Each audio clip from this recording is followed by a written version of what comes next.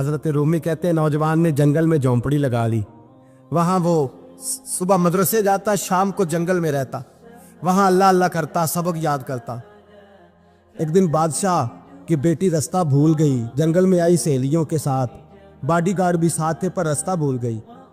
खोती खोती शाम हो गई, ऐसी खोई कि जब रात गहरी हो गई तो आके उस नौजवान के पास रुकी और चिल्लाने लगी। शेर के दहाड़ने की आवाज़ आती है, भेड़िए के बोलने की आवाज़ आती है। नौजवान अकेला, सहेलियां बिछड़ गई, गार्ड बिछड़ गए। कहने लगी मैं परेशान हूँ, मुझे जगह मिल जाएगी। नौजवान कहता मैंने शहजादी देखी और मुझे भी पता था कि घर एक ही है और आग को अंदर से दरवाजा भी बंद करना पड़ता है, जंगल जानवर भी आ जाते हैं। कहते मेरी छोटी सी कुटिया में, झोंपड़ी में वो आई, रो के कहने लगी सहारा कोई नहीं, अगर मैं पीछे निकलूंगी तो भेड़िए खा जाएगा। कहते मैंने उसे जगह दे दी। अकेली औरत, चिराग जल रहा है, सबक याद कर रहा हूँ। मेरे नबी पाक ने फरमाया जहाँ मर्द औरत अकेले हो तीसरा शैतान होता है। और शहजादी, वो बच्चा कहता है सबक याद करता रहा सारी रात। वो बच्ची को कहा सो जा, पर वो कहती है नींद मुझे भी कहाँ आई। ऐसे मौक़ों पर नींद, सारी रात सबक याद करता। थोड़ी थोड़ी देर के बाद चिराग जलता तो उस पर उंगली रखता, हाथ जलता तो पीछे खींचने, फिर दूसरी उंगली रखता, थोड़ी देर के बाद जलता तो खींचने, हाथ सारा जल गया। सुबह किरणें चमकी तो कहने लगा चल निकल जा, दौड़ जा, बस बड़ा सब्र का इम्तिहान हो गया, चली जा। शहजादी बाहर निकली, सिपाही ढूंढ रहे थे। बादशाह खुद जंगल में निकला हुआ था, मेरी बेटी मिल गई। बादशाह तन्हाई में जाके कहने लगा बेटा मैं दुनिया को बताऊंगा कि मेरी बेटी खोई नहीं थी, सिपाही साथ ही थे। ये बड़ा मुश्किल होता है, बेटी तो भूल के भी रात कहीं रह पड़े तो लोग जीने नहीं देते, तो बेटा मुश्किल हो जाएगा मेरे लिए। कहाँ थी? उसने कहा नेक नौजवान के पास। उसने कहा बेटा मैं तो तेरी बात मानूंगा पर दुनिया नहीं मानेगी। अगर उस नौजवान ने किसी को बता दिया कि तू उसके पास थी तो फिर लोग मेरा जीना मुहाल कर देंगे। बेटा मैं मर जाऊंगा, मेरी मजबूरी ये है कि वो कहीं राज ना उगल दे वो नौजवान, उसे कत्ल करना पड़ेगा। औरत ने मिन्नतें की, उस बेटी ने कहा मेरे मौसम को मारोगे, रोई। और वो कहने लगा मैं बादशाह, वो मेरा अपना वकार है, मैं उसको छोड़ नहीं सकता। गिरफ्तार कर लाए सिपाही। वक़्त तय हो गया सजा का। अकेले कारकोशरी में रखा गया, जो उसके खास एतबार वाले थे उनकी ड्यूटी लगाई। बादशाह ने बुलाया, पहले बिलम आया। औरत कहने लगी, बेटी कहने लगी एक दफा तो बुलाओ ना, एक सवाल बस पर्दे में रह के पूछना है और फिर जो आपका जी चाहे, मेरे मौसम को मारना तो है, तो मर्जी आपकी।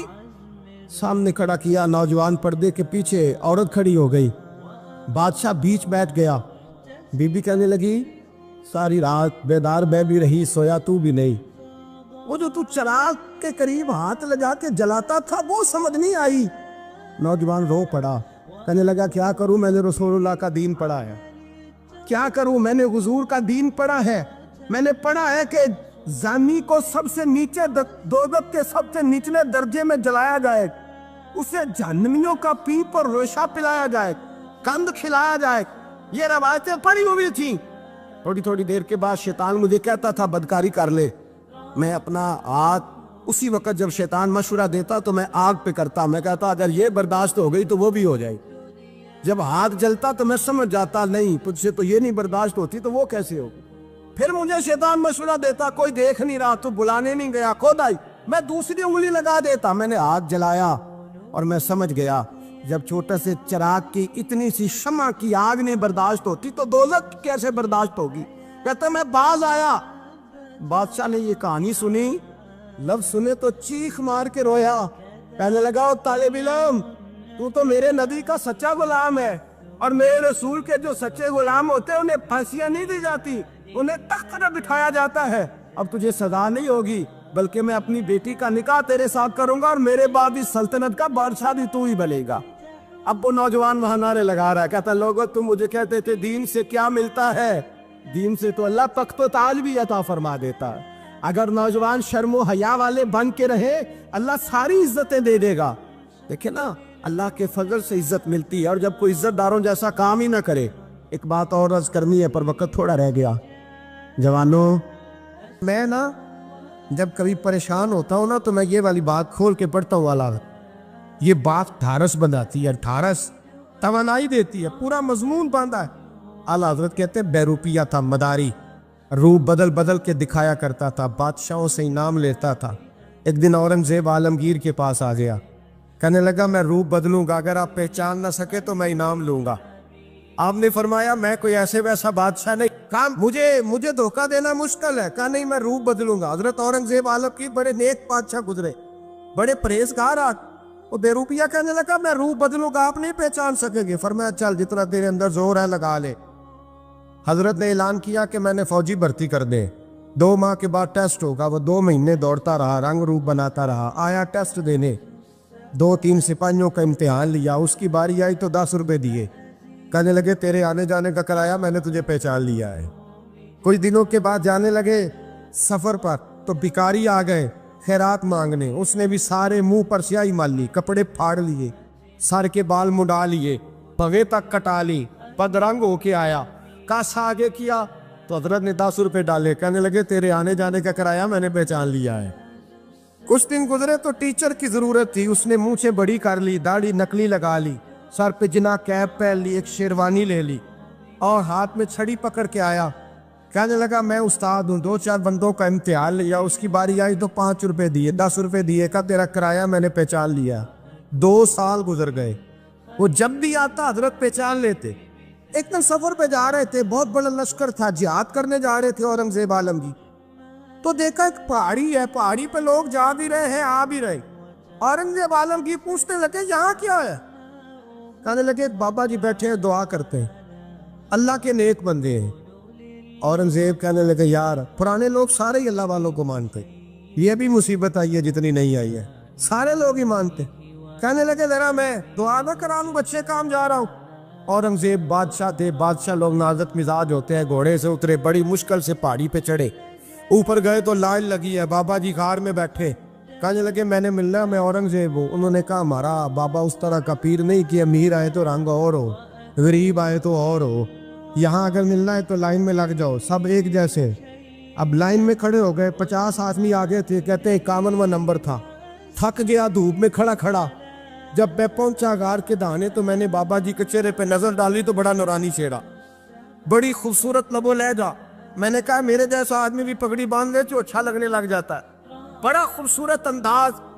کہتے ہیں میں ان کے پاس اتحیات کی حالت میں بیٹھ گیا، میں نے کہا حضور میں جا رہا ہوں جہاد کرنے، دعا کرنا۔ بزرگوں نے ہاتھ اٹھائے، اللہ اس کی مدد فرما، دین کو غلبہ عطا فرما، اسے دین کا سچا پکا سپاہی بنا۔ پھر تھپکی دی، 2-4 نصیحتیں بھی کر ڈالی، دیکھنا ظلم نہ کرنا، زیادتی نہ کرنا، جب تم جیت کر نہ کرنا، غرور نہ کرنا، نصیحتیں بھی کر دی۔ کہتے ہیں اب جب میں اٹھا تو 2-4 دینار بطور نذرانہ مسلح کے نیچے رکھے، اور الٹے قدم جب میں غار سے اترا انہوں نے رومال جھاڑا اور اٹھ کے کھڑے ہو گئے، کہنے لگے آج نہیں تو نے پہچانا، آج نہیں تو نے پہچانا، میرا انعام بنتا ہے، آج نہیں پہچانا، لا پیسے۔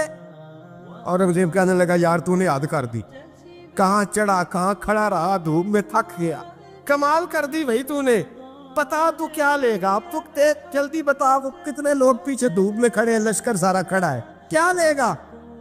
اس نے کہا سب سے قیمتی ہیرے وہ ہے جو تیرے سر کے تاج میں لگے ہوئے، مجھے تیرا تاج چاہیے۔ او بھائیو سننا اور یاد رکھنا، میرے اعلیٰ حضرت کہتے ہیں بادشاہ نے سر کے اوپر سے تاج اتارا، بہروپیے کے قدموں میں رکھا اور کہنے لگے یہ لے، اور یہ تو تیرا مانگنے پر میں نے دیا ہے نا، میں واپس آتا ہوں تو آنا میں اپنی مرضی سے بھی تجھے دوں گا، تو نے اورنگزیب جیسے بندے کو دھوکہ دیا، آنا میں اس وقت بھی دوں گا۔ وہ دے کر بس بات ختم ہو گئی، حد ہو گئی، دے کر کہتے ہیں جب میں پلٹا نا واپس، بہروپیے نے آواز دی بادشاہ ٹھہر جا، تو میں نے پلٹ کے دیکھا تو کہنے لگے یہ اپنا تاج لے جا، اٹھا اور لے جا۔ میں نے کہا 2 سال بیت گئے تجھے محنت کرتے، آج قابو آیا تو لے جاؤ، کہنے لگا لے جا، مسئلہ سمجھ میں آ گیا۔ میں نے کہا مجھے بھی تو سمجھانا۔ کہتے ہیں وہ پھوٹ پھوٹ کے رویا، اس کی آنکھیں برس پڑی، سیلاب کی طرح آنسو بہہ نکلے، تڑپا، اور لوگ کہنے لگا بادشاہ میں نے جھوٹ موٹ رسول اللہ کی غلامی اختیار کی تھی، جھوٹ موٹ کی داڑھی، جھوٹ موٹ کی پگڑی، جھوٹ موٹ کا فقر، میں نے جھوٹ موٹ نبی پاک کا لباس پہنا ہے، تو تیرے جیسے بادشاہوں کے تاج میرے قدموں میں آ گئے ہیں، اگر میں سچ مچ رسول اللہ کا غلام بنوں گا تو اللہ کیا کچھ عطا فرمائے۔ اللہ کتنی نعمتوں سے نوازے. میرے اعلیٰ کیا فرماتے ہیں؟ اعلیٰ حضرت فرماتے ہیں فرشتے بھی کرتے ہیں تعظیم میری. کون جی؟ اللہ. ایسا عقیدہ بھی کم ملے گا جو بریلی کے امام کا عقیدہ ہے. ایسا بھی کم. کہتے ہیں فرشتے بھی کرتے ہیں تعظیم میری. کیوں؟ فرمانے لگے فدا ہو کے ان پر یہ عزت ملی. بغداد کے ایک درویش عالم تھے، تو وہ جب بھی نماز پڑھاتے نا تو کسی تاجر کی 2 بیویوں کے بارے میں دعا مانگتے. توجہ ہے میری بات پر؟ نماز پڑھاتے تو کہتے اللہ اس تاجر کی 2 بیویوں کو اپنی خاص رحمتیں عطا فرما. ایک دن لوگ ان کے گرد اکٹھے ہو گئے، کہنے لگے بابا جی بتائیں تو صحیح وہ بیویاں کون تھی جن کے لیے آپ دعا مانگتے؟ تو فرمانے لگے میرے شہر کا ایک تاجر تھا، بہت بڑا تاجر تھا، مالدار تھا پر بے اولاد تھا. اسے بغداد سے ملک شام جانا پڑتا تھا تجارت کرنے، اور کئی مہینے اسے شام کے ملک میں رہنا پڑتا تھا. اس نے اس طرح کیا کہ وہاں بھی ایک شادی کر لی. توجہ ہے نا میری بات پر؟ کیا کر لیا اس نے؟ دوسری شادی کرنا مرد کے لیے جائز ہے، تیسری کرنا بھی، چوتھی کرنا بھی بھیا کا وقت، مگر اگر انصاف کر سکے تو. اگر چاروں میں ہم نہ آدھا مسئلہ سنتے ہیں اور آدھا ہی بیان کرتے ہیں. اگر انصاف نہ کر سکے پھر اس کے لیے 4 جائز، پھر وہ ایک ہی رکھے گا. تو عزیز دوست دوسرا نکاح کر لیا، شادی ہو گئی. اب وہ وہاں کچھ زیادہ وقت گزارنے لگا. مالدار آدمی تھا، بیوی کو مکان بھی لے کے دے دیا. اب وہ دیر سے آتا واپس، اور جب آتا بھی تو اس کے وہ والے انداز نہ ہوتے جو پہلے ہوا کرتے تھے. اب بیوی سے بڑا جاسوس بھی کوئی نہیں ہوتا، اس کو تو پہلے پتہ چل جاتا ہے کہ ماجرا کیا ہے، اسے بڑی خبر ہوتی ہے. تو اس نے محسوس کر لیا کہ بدلے سے میری سرکار نظر آتے. وہ کہنے لگی اب کہ جب آتا جاتا ہے تو اس کے حالات کچھ بدلے سے ہیں، ماحول کچھ اور ہے. اس نے ایک بوڑھا آدمی جو اس کا عزیز بھی تھا اور سمجھدار بھی تھا اس کو تیار کیا. کہنے لگی اب کہ جب ملک کے شام جائے نا تو اس کا پیچھا کرنا اور خبر کرنا کہ کہاں رہتا ہے، کہاں جاتا ہے، کیا کرتا ہے. وہ بوڑھے بزرگ جو تھے وہ خاتون کے کہنے پر کچھ اس نے کرایہ بھی دیا. وہ اس تاجر کے پیچھے گئے اور واپس آ کے خبر دی. کہنے لگے کہ یہ تو 2-3 سال بیت گئے، اس نے وہاں بھی شادی کی ہوئی ہے، تجھے بتایا ہی نہیں. بیوی بڑی سمجھدار تھی، حوصلہ مند، زیرک. اس نے شور نہیں مچایا. اس نے کہا کہ میں نا اب جب آئے گا نا تو طریقے سے بات کروں گی اور پوچھوں گی کہ ایسا کیوں کیا. اور یہ بھی اس نے آ کے بتایا کہ اگر تیرے ساتھ نکاح کے بعد اسے اولاد نہیں ملی تو اولاد وہاں بھی کوئی نہیں. یہ مکمل تفصیلات. اب جب اس دفعہ خامند آیا تو آتے ہی وہ بیمار ہو گیا، کمزور ہونے لگا. اب خاتون نے مناسب نہیں سمجھا کہ آتے ہی دڑام سے میں اس کے سر پر یہ ٹھوڑ دوں کہ تو نے نکاح کیا ہوا ہے اور مجھے بتایا نہیں. وہ ذرا تسلی میں رہی، کچھ وہ بیمار تھا، حوصلہ رکھا، خدمت کرتی رہی. کچھ دن گزرے تو وہ تاجر انتقال کر گیا، فوت ہو گیا. اب راز کھل نہ سکا، عدت گزاری، اور جب سارا مال جمع کیا نا تو اشرفیوں کی بوریاں بھر گئی. سارا مال اس بی بی کا، 4 بوریوں میں اشرفیاں، 4. یہاں تو پیٹ کا دوزخ ہے، معاذ اللہ، بھرتا ہی نہیں. حل من مزید. وہ جو کہتے تھے نا کہ بس باہر چلا جاؤں اور باہر میں کچھ تھوڑے سے پیسے کما کے 2-3 سال میں لوٹ آؤں گا، پھر یہاں آ کے کوئی کاروبار کروں گا. وہ گئے ہیں تو واپس نہیں آئے. وہ جو کہتے تھے نا بس میں نے اتنا سا کاروبار کرنا ہے کہ مکان بن جائے، انہوں نے 4 مکان بھی بنا لیے ہیں، لیکن بریک حل من مزید کی دوڑ ہے. اب 4 بوریاں اس عورت نے چھپائے رکھی. کوئی بندہ نہیں جانتا بغداد میں کہ ملک کے شام میں تاجر کی دوسری بیوی بھی ہے. جب وہ فارغ ہوئی تو اس نے اس بوڑھے جاسوس کو پھر بلایا اور 2 بوریاں اونٹ پہ رکھی، خود بھی ساتھ بیٹھی اور ملک شام گئی. اللہ اکبر. وہ بزرگ کہتے ہیں میں ایسے نہیں دعا کرتا. اس کو جا کے کہنے لگی میں اکیلی وارث نہیں ہوں، آدھے کی وارث تو بھی ہے. میں اکیلی وارث نہیں، یہ تقسیم وراثت ہے، آدھی کی وارث تو بھی ہے. تو رکھ اپنے پیسے، مجھے پتہ ہے اس نے نکاح کیا تھا پر مجھے بتایا نہیں تھا، تو رکھ اپنے پیسے، میں تجھے دے رہی ہوں، آدھے تیرے ہیں آدھے میرے ہیں. اس نے نظر اٹھائی تو رو پڑی. کہنے لگی نہیں اب یہ سارے تیرے ہی ہیں، اگر تو اللہ سے ڈرتی ہے تو میں بھی رب سے ڈرتی ہوں. اگر تو مصطفیٰ کریم کا کلمہ پڑھتی ہے تو میں بھی اسی نبی کی ماننے والی ہوں۔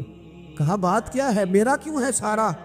تو وہ خاتون کہنے لگی وہ 2 سال 3 سال سے میرے ساتھ نکاح تھا اور اس نے بتایا تھا مجھے کہ میری بیوی بھی ہے، اور میں غریب تھی تو میرے والدین کو بھی بتایا تھا کہ میری دوسری شادی ہے۔ یہ مکان اس نے مجھے لے کے دیا تھا، میرے تمام اخراجات وہ پورے کرتا تھا، نان و نفقہ کا خیال رکھتا تھا، لیکن اب کہ جب وہ آیا تو وہ بیمار تھا۔ اس نے مجھے بتایا کہ مجھے طبیب نے بتایا ہے کہ میں شدید بیمار ہوں، شاید بچ نہ سکوں۔ تو کہنے لگی وہ مجھے کئی لاکھ روپے بھی دے گیا اور جاتے دفعہ مجھے طلاق بھی دے گیا، فارغ کر گیا۔ کہنے لگا تو جہاں چاہے میرے بعد نکاح کر سکتی ہے، اور کہنے لگا میں چاہتا تھا پہلی بیوی کو بتا دوں، موقع نہیں بنا اور اس کا دل نہ ٹوٹے، بتا نہیں پایا، لہذا وہ مجھے ڈھیر سارے پیسے دے چکا ہے، سارا میرا حصہ مجھے پہلے سے دے چکا ہے۔ میری بہن اب یہ 4 بوریوں میں سے 2 میری نہیں بلکہ 4 کی 4 ہی تیری ہے، تو ہی اس کی حقدار ہے۔ تو بزرگ کہتے ہیں مجھے بتاؤ جن کے اندر اس قسم کے تقوی کی جھلک ہو ان کے لیے ہر نماز کے بعد دعا مانگنی چاہیے کہ نہیں مانگنی چاہیے؟ حضرت عمر کے زمانے میں ایک نوجوان تھا، نیک تھا، مسجد جایا کرتا تھا رات کو۔ تو مسجد جا رہا تھا تو رستے میں ایک عورت نے دعوت گناہ دی، ابن عساکر نے اس کو لکھا ہے۔ تو نوجوان تھا، خواہشات تھی، کچھ طبیعت مائل ہو گئی، ابھی ادھر جا ہی رہا تھا کہ کسی نے آیت پڑھ دی والی من خاف مقام ربی جنتان، جو رب کے سامنے کھڑے ہونے سے ڈرے گا اللہ 2 جنتیں دے گا۔ واقعی ڈر گیا، وہ واقعی ڈر گیا، اتنا ڈرا کہ بے ہوش ہو کے گر پڑا۔ بیماری سے لوگ بے ہوش ہوتے ہیں، پیسے ڈوب گئے بے ہوش ہوتے ہیں، بچے کے غم میں بے ہوش ہوتے ہیں۔ سچ بتاؤ کبھی خوف خدا سے بھی بے ہوش ہوتا کوئی دیکھا ہے؟ ہمارے ہاں تو روز مرہ ہی نہیں ہے بھائی، اور بڑی باتیں ہیں بے ہوش ہونے کی، ڈرنے کی، غش کھانے کی۔ بے ہوش ہو کے گر پڑا، بوڑھے باپ کو کسی نے بتایا بچہ بے ہوش پڑا ہے، اٹھا کے گھر لائے، گھر لا کے کہا بیٹا کیا ہوا؟ نوجوان ہے، چڑھتی جوانی ہے پر پاکیزہ بڑی ہے۔ کہنے لگا ابا جی گناہ کی طرف چلا گیا تھا پر میں نے آیت سن لی جو اللہ کے سامنے کھڑے ہونے سے ڈرے گا رب 2 جنتیں دے گا، میں ڈر گیا تھا، رب واقعی 2 جنتیں دے گا۔ باپ رو پڑے، ابا جی کی آنکھوں میں آنسو آئے اور کہا پتر اللہ بڑا مہربان ہے، اس کے وعدے سچے ہیں، واقعی 2 جنتیں دے گا۔ اس نے پھر ایک چیخ ماری اور اس طرح کی ماری کہ اس کی روح ہی پرواز کر گئی، روح ہی پرواز کر۔ کشتگان خنجر تسلیم را، عشق کی خنجر سے قتل ہو گئے لوگ۔ صبح حضرت عمر کو پتہ چلا کہ انہوں نے تو رات جنازہ بھی پڑھ دیا، تدفین بھی کر دی۔ جناب عمر فرمانے لگے اتنا نیک نوجوان خوف خدا سے دنیا سے چلا گیا، مجھے کیوں نہیں بلایا میں جنازہ پڑھتا؟ فاروق اعظم فرما رہے ہیں میرا شوق تھا میں اس کا جنازہ پڑھتا۔ کہا حضور آپ کو تکلیف نہیں دی؟ فرمایا بتاؤ قبر کہاں ہے؟ تے کامل پیر اونا دے باہو قبر جنا دی جیوے۔ حضرت فاروق اعظم قبر پہ تشریف لے گئے اور کھڑے ہو کے فرمانے لگے نوجوان مجھے امید ہے میرے رب نے تجھے 2 جنتیں دی ہوں گی۔ ابن عساکر کھول کے دیکھو تاریخ بغداد نے کیا لکھا ہے۔ حضرت سیدنا فاروق نے فرمایا امید ہے 2 جنتیں دی ہوں گی، قبر کے اندر سے بولا کامل پیرو نہ دے باہو قبر جنا دی جیوے، قبر کے اندر سے بولا۔ کہنے لگا حضور امید والی بات نہیں، رب کے وعدے سچے ہیں، اس نے واقعی مجھے 2 جنتیں عطا فرمائی، 2 جنتیں دی ہیں، میں نے اپنے مالک کو راضی پایا۔ ہمارے صوفیاء تصوف میں ایک جملہ بولتے ہیں کہ تیرا تو فقر فقر بوزر ہے، یعنی جن کو صحیح درویش کہتے ہیں نا، صحیح درویش۔ مولا علی شیر خدا رضی اللہ تعالیٰ عنہ فرمایا کرتے 2 ہی تو بندے ہیں جو رب کے رستے میں کسی شے کی پرواہ نہیں کرتے۔ حضور کون سے؟ فرمایا ابو ذر غفاری ہے اور دوسرے علی المرتضیٰ ہے۔ مولا علی فرمایا کرتے یہ نا مسلمانوں میں سے 4 یا 5ویں مسلمان ہیں، شروع سے ایک سلیم الطبع آدمی، کچھ لوگ طبع بڑے نفیس ہوتے ہیں، طبع نہیں، اللہ کی طرف سے شروع سے ہی ان کا جو قبیلہ تھا بنو غفار وہ راہزنی کرتا تھا، لوگوں کو لوٹ لیتا تھا۔ شروع میں یہ کام کیا، لیکن جب کچھ لوگوں کی چیخیں کانوں میں گئیں تو چھوڑ دیا، فرمایا نہیں یار طبیعت نہیں مانتی۔ اور نبی پاک کا کلمہ پڑھنے سے پہلے ہی بتوں کی پوجا چھوڑ کے رب کی عبادت شروع کر دی۔ لوگ پوچھا کرتے تھے آپ عبادت تو کرتے تھے پر منہ کدھر کرتے تھے؟ فرماتے تھے جدھر وہ کرا لیتا تھا کر لیتے تھے۔ کسی نے انہیں بتایا کہ مکے میں ایک شخص ہیں جنہوں نے اعلان نبوت کیا ہے، آپ کی طرح کی باتیں کرتے ہیں۔ انہوں نے اپنے بھائی کو بھیجا، ان کا نام انیس تھا، پتہ کر کے واپس آئے، بھائی کہنے لگے ابو ذر، ان کا نام جندب ہے، اصل میں ذر ان کے بیٹے کا نام ہے اور کنیت سے زیادہ معروف ہیں، ابو ذر غفاری کہلاتے ہیں۔ فرماتے ہیں کہ بھائی نے آ کے بتایا کہ وہ نیکی کا حکم دیتے ہیں، برے کاموں سے منع کرتے ہیں، صلہ رحمی کا پیغام دیتے ہیں، لیکن لوگ سارے مخالف ہیں۔ یہ چیز بھی بڑی کاؤنٹ ہوتی ہے، اسے نہ کاؤنٹ کیا کریں۔ لوگوں کی ترجیحات بدلتی ہیں، صبح کچھ، دوپہر کچھ، شام کچھ، اسے نہ کاؤنٹ کریں۔ انہوں نے اس بات کو کاؤنٹ کر کے بتایا کہ لوگ ان کے جو ہے نا وہ مخالف ہیں سارے۔ تو حضرت ابو ذر غفاری کہنے لگے مجھے تسلی نہیں ہوئی، میں خود جا کے پتہ کروں گا۔ کہتے ہیں مکہ شریف آیا تو کسی ایسے آدمی سے پوچھ بیٹھا، میں تو کچھ اور سمجھا تھا، وہ کچھ اور نکلا۔ مکے والوں نے بڑا مارا۔ مکے پہنچ کے پہلی جو چیز ملی وہ مار کھانے کی تھی۔ اب میں ڈرتے کسی سے پوچھتا ہی نہ، بھوک بھی بڑی تھی، رہنے کو جگہ نہیں تھی، حرم شریف میں لیٹا رہتا تھا۔ میرے نصیب دیکھو، مجھے ایک شخص نے نہ آ کے ہلایا، کہنے لگے اگر مناسب سمجھے تو میں آپ کو دیکھ رہا ہوں کافی دیر سے، آپ کوئی پردیسی ہیں، آپ کا اپنا مہمان نہ بنا لوں؟ تو میں نے کہا آپ کا کیا نام ہے؟ کہنے لگے میرا نام ہے علی ابن ابی طالب۔ کہتے ہیں مولا کائنات گھر لے گئے، کھانا بھی کھلایا، جگہ بھی دی سونے کو، خدمت بھی کی، لیکن چونکہ میں تو پہلے ایک سے پوچھ کے مار کھا بیٹھا تھا، میں نے پوچھا نہیں میں کدھر آیا ہوں۔ رات رہے، اگلی رات بھی رہے، لیکن میں نے بتایا نہیں میں کس کام آیا ہوں۔ حضرت ابو ذر غفاری رضی اللہ تعالیٰ عنہ کہتے ہیں خود ہی مولا علی نے پوچھا بتا سکتے ہو کیسے آئے ہو؟ میں نے کہا راز رکھ لو گے؟ فرمایا بڑا کشادہ سینہ دیا رب نے مجھے۔ تو بات تو کہنے لگے یار میں تو محمد مصطفیٰ کی زیارت کرنے آیا صلی اللہ تعالیٰ علیہ وسلم۔ یہ بے نیاز لوگوں میں سے ہیں حضرت سیدنا ابو ذر غفاری۔ میں حضور کی زیارت کے لیے ہوں۔ حضرت علی کہنے لگے سویرے لے چلوں گا۔ انسان بزدل نہیں ہوتا، ہر انسان بزدل نہیں ہوتا، اور بلا وجہ ٹکراؤ کی پالیسی بنا لینا یہ بھی سیانے لوگوں کا کام نہیں۔ حکمت کے تقاضوں کے مطابق چلنا یہ بھی دلیر لوگوں کا ہی کام ہوتا ہے۔ حضرت مولا علی کہنے لگے صبح لے کے چلوں گا پر حالات ٹھیک نہیں، شرارتی لوگ ہر جگہ ہوتے ہیں، اگر کوئی شرارتیوں کا ٹولہ ملا نا جو کھڑا ہوگا جاسوسی کرنے کے لیے کہ حضور کی طرف کون کون جا رہا ہے، تو میں نیچے جھکوں گا جوتے کا تسمہ ٹھیک کرنے کے لیے، لیکن آپ نے نہیں کھڑے ہونا، آپ نے چلتے رہنا ہے تاکہ کسی کو شک نہ ہو۔ کہتے اس ترتیب سے حضرت علی مجھے لے کے گئے، میں حضور کی بارگاہ میں پہنچا۔ مولا علی کہتے ہیں بڑے بڑے لوگ سوال کرتے تھے پر یہ شروع سے سلیم الطبع تھے، مجھے کہہ لینے دینا، انہوں نے ماننا ہوتا ہے وہ لمبے سوال کرتے ہی نہیں، مان جو لیا تو لمبے سوالوں کی ضرورت ہی کوئی نہیں۔ کہتے ہیں لوگ بڑے بڑے سوال کرتے تھے پر ابو ذر نے 2-3 باتیں پوچھی اور آگے جا کے کہنے لگے حضور ہاتھ بڑھائیں مجھے کلمہ پڑھائیں۔ نبی پاک صلی اللہ علیہ وسلم نے کلمہ پڑھایا، فرمایا باہر جا کے نا ابھی ذکر کرنا کہ تم مسلمان ہو گیا، یہ ماریں گے۔ عرض کی حضور انہیں مارنے دے، میں آیا بھی مار کھا نہیں ہے، انہیں مارنے دے دا۔ پڑا فلک کو کبھی دل جلوں سے کام نہیں، دار دلوی نے کہا تھا پڑا فلک کو کبھی دل جلوں سے کام نہیں، اور جلا کے راکھ نہ کر دوں تو داغ نام نہیں۔ ماری تو کھانے آئے ہیں، مارنے دے، کرنے دے زور جتنا لگانا ہے لگانے دے۔ باہر جا کے اعلان کیا، مکے والوں نے مارا، اتنا مارا کہ بے ہوش ہو گئے۔ پھر کسی نے بتایا کہ تم نے گزرنا بھی ہے ان کے علاقے سے، بنو غفار سے، پھر ان کا پتہ بھی ہے یہ لوگ بڑے سخت ہیں، پھر چھوڑا۔ تپن بڑے جلالی تھے، زاہد مزاج تھے، فرماتے تھے کہ جو تمہاری ضرورت سے زیادہ ہے وہ سارا صدقہ کرو۔ کنز کے معاملے میں ان کا رویہ یہ تھا، صرف حضرت صدیق اکبر کو کچھ نہیں کہا انہوں نے، باقی حضرت عمر جیسے آدمی کو بھی کھڑا کر کے کہہ لیتے تھے یہ مال کیوں رکھا ہوا ہے خزانے میں، بانٹتے کیوں نہیں سارا؟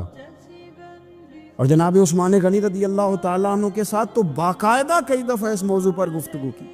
وہ کہتے تھے کہ جب اللہ کہتے ہیں قرآن میں کہ مال دولت جمع نہیں کرنی، تو وہ جو لوگ تھے وہ بھی بڑی شانوں والے تھے. وہ کہتے تھے کہ اللہ نے جب زکوٰۃ فرض کی تو مال جمع ہوتا ہے تو زکوٰۃ فرض ہوتی ہے نا. جب فطرانے کا کہا تو مال ہوتا ہے تو فطرانہ آتا ہے نا. تو آپ جو کہہ رہے ہیں وہ ٹھیک ہے، پر آپ اعلیٰ بات کر رہے ہیں تقوی کی، سارا بانٹو.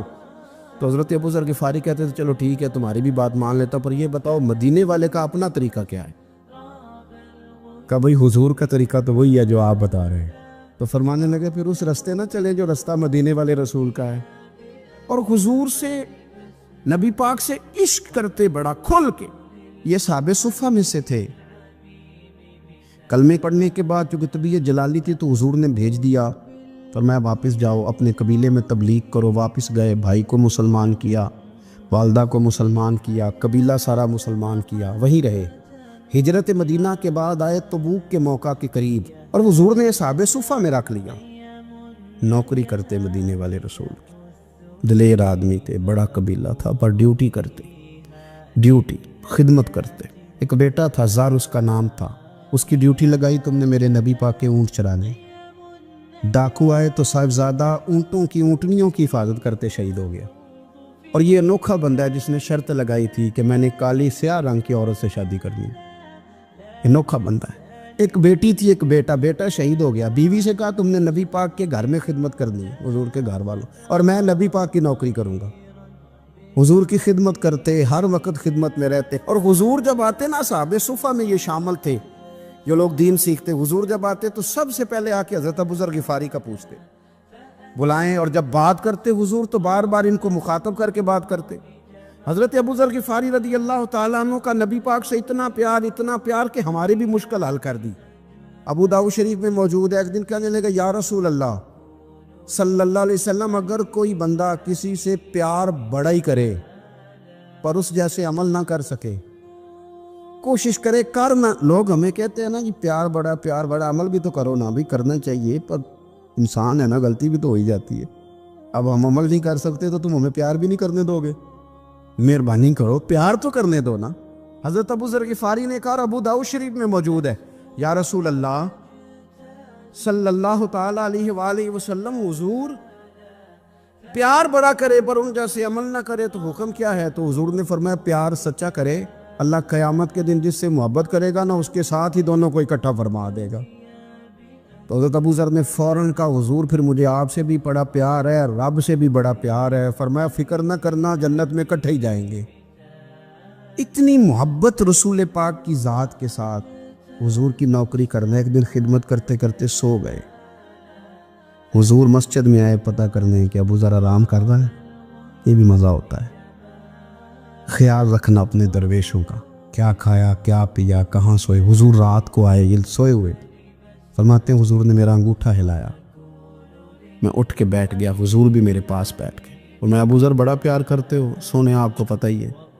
کہا یار تو بڑی نوکری کرتا ہے، ایک دن وہ بھی آئے گا جس دن تجھے میری مسجد اور میرے شہر سے جانا پڑے گا، پھر کیا کرو گے؟ تو عرض کی حضور کسی کی طاقت ہے مجھے آپ کے شہر سے نکالے؟ میں تلوار نکال لوں گا. نبی پاک نے فرمایا تلوار نہ نکالنا، جہاں تمہیں بھیجا جائے چپ کر کے چلے جانا. حضور کب تک؟ فرمایا جب تک اللہ تیری اور میری ملاقات نہیں کرا دیتا، یعنی وصال تک. یہ واحد شخص ہے کہ حضور کے وصال ظاہری کا وقت آ گیا تو فرمایا کوئی میرے ابو ذر کو بلاؤ. جب یہ آئے تو حضور لیٹے ہوئے تھے، یہ جھکے نبی پاک کی طرف، حضور میں حاضر ہو تو حضور نے پکڑ کے سینے کے ساتھ لگا لی. میرے رسول پاک صلی اللہ علیہ وسلم کی خدمت میں ایک دفعہ عرض کرنے لگے حضور مجھے صوبے کا گورنر بنا دے.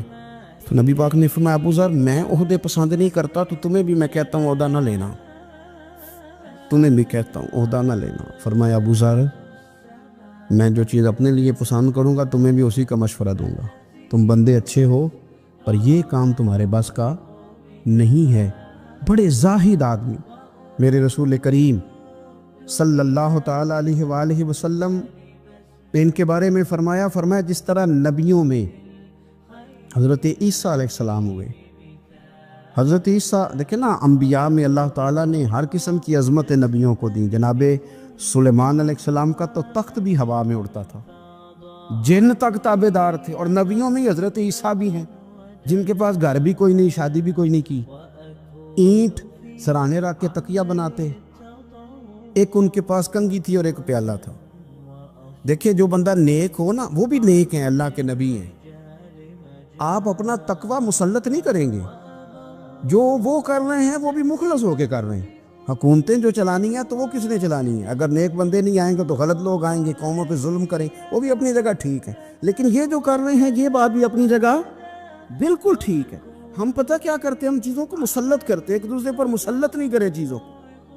آپ جو کر سکتے ہیں, جو رستہ آپ کو صحیح لگتا ہے اختیار کر لیں. یہی تو ہمارے دین کا حسن ہے کہ سارے رستے واضح کر کے ہمیں دکھاتا ہے. حضرت عیسیٰ علیہ السلام نے ایک دن دیکھا کہ ایک بندہ نا انگلیوں کے ساتھ اپنے بال سیدھے کر رہا ہے, تو آپ نے فرمایا یار کنگھی کے بغیر بھی کام چل سکتا ہے, کنگھی بھی خیرات کر دی. دیکھا ایک بندہ ہاتھ کا تکیہ بنا کے لیٹا ہے, تو فرمایا اینٹ بھی دے دو کسی کے کام آ جائے. ایک دن دیکھا کہ ایک بندہ نا یوں چلو میں پانی پی رہا ہے, فرمایا پیالہ بھی رہنے دو, اس کے بغیر بھی کام چل ہی جاتا ہے. جناب عیسیٰ کا یہ زہد تھا. میرے نبی پاک علیہ السلام نے فرمایا جس نے جناب عیسیٰ کا زہد دیکھنا ہو وہ میرے ابو ذر غفاری کو دیکھے. ان کو دیکھے, یہ دنیا میں جناب عیسیٰ کے زہد کے مطابق چلتے پھرتے ہیں. ساری زندگی دولت کو, مال کو پسند نہیں کیا. جہاں رہتے تھے ایک گورنر صاحب نے 300 دینار تحفے میں بھیجے. تو ایک ہوتا ہے نا بندہ کہتا ہے نہیں نہیں ضرورت نہیں. اور حضور سید عالم صلی اللہ علیہ وسلم نے حضرت عمر سے فرمایا تھا جو خود بخود آ جائے وہ قبول کر لو اللہ کی طرف سے. لیکن ان کا رنگ فقیری والا تھا اور تھوڑا انوکھا تھا. 300 دینار آئے تو فرمانے لگے اسے جا کے کہو تمہیں کوئی اور بندہ نہیں ملا دھوکہ دینے کے لیے, میرے گھر ہی مال بھیج دیا ہے. فرمانے لگے میرے پاس گدھا ہے سواری کرنے کے لیے, میرے پاس بکریاں ہیں دودھ پینے کے لیے, میرے پاس ایک چادر اضافی ہے سامان میں سے. میں تو ڈرتا ہوں کہ رب کہیں اس چادر کے بارے میں سوال نہ پوچھ لیں, اور تم ہو کہ میرے پاس یہ لے کے آئے ہو. حضرت عثمان غنی کے پاس جا کے کہا کرتے کتنا لوگوں کے پاس پیسہ آ گیا ہے, ہر بندے کے گھر میں مال ہے, یہ کیا ہو رہا ہے, لوگوں سے کہیں خرچ کریں غریبوں پہ. عثمان غنی فرمانے لگے تمہیں تو خوش ہونا چاہیے کہ میرے دور میں لوگ خوشحال ہو گئے. آپ فرمانے لگے نہیں, وہ والا رنگ زیادہ بہتر ہے جو مدینے والے نے اختیار فرمایا, کیونکہ کچا رنگ للاری والا چڑھدا تے لیندا رہندا عشق تیرے دا رنگ محمد, جدوں چڑھ جائے پھر نہیں لیندا. آپ کی طبیعت کے اندر دولت سے بیزاری. حضرت ابو درداء, حضرت ابو موسیٰ اشعری, حضرت ابو ہریرہ رضی اللہ تعالی عنہ, یہ سمجھ لیں ان کے کلاس فیلو تھے, ان کے ساتھ پڑھا تھا انہوں نے. حضرت ابو ذر غفاری ان پر بھی جلال کرتے. آپ یقین کریں کہ طبیعت نا ایسے کیف میں آ گئی ان کو پڑھ کے. ان کو پڑھا جب کچھ دنوں سے تو کچھ انوکھا, یہ انوکھی وجہ ہے, سارے زمانے سے نرالے ہیں. یہ بندے کون سی بستی کے یار اب رہنے والے ہیں, یہ کس طرح کے لوگ ہیں, کیا سوچ ہے. حضرت ابو درداء رضی اللہ تعالیٰ عنہ کے گھر کے قریب سے گزرے تو حضرت ابو درداء مکان بنا رہے تھے. کیا جملہ کہا, تڑپ گئی روح. فرمانے لگے ابو درداء تجھ سے مجھے یہ امید نہیں تھی یار. فرمایا کیا ہوا؟ فرمانے لگے اب تیرا مکان بنانے کے لیے بھی اللہ کے بندوں کی پشتوں پر اینٹیں رکھی جائیں گی.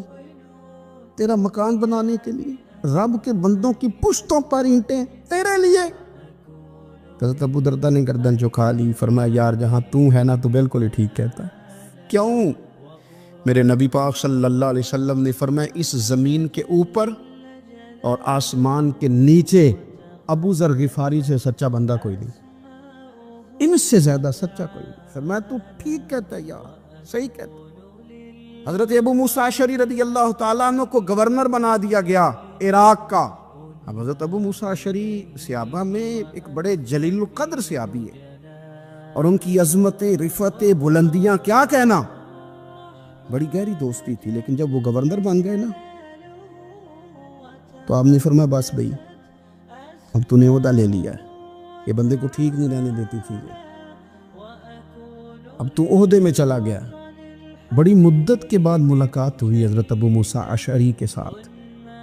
وہ دوڑ کے آئے حضرت ابو ذر غفاری کے گلے ملنے, میرا بھائی میرا بھائی. فرمایا پیچھے ہٹ جا, میں نہیں تیرا بھائی, تو گورنر ہے, میں غریب آدمی ہوں, اپنا کام کر. پھر دوڑ کے آئے. فرمایا ابو ذر تو میرا بھائی ہے یار, اکٹھے پڑھتے تھے حضور. فرمایا نہیں جا, تو نہیں میرا بھائی. پھر آئے. جانتے تھے نا یہ سچا بندہ ہے, یہ سچا بندہ ہے, یہ تقریروں والا نہیں, صرف وعظوں والا نہیں, اس کے اندر بھی بڑی سچائی ہے. قریب آئے, آ کے کہا یار تو میرا بھائی ہے, میرے سینے لاگ. فرمانے لگے تو تیسری بار آیا ہے, مومن ہے, میں منہ نہیں موڑ سکتا, پر پہلے مجھے بتا گورنر بننے کے بعد تو نے مکان کتنے بنائے, باغ کتنے لگائے, چکیاں کتنی لگائی, کتنے تو نے چیزیں بنائی ہیں, پہلے بتا.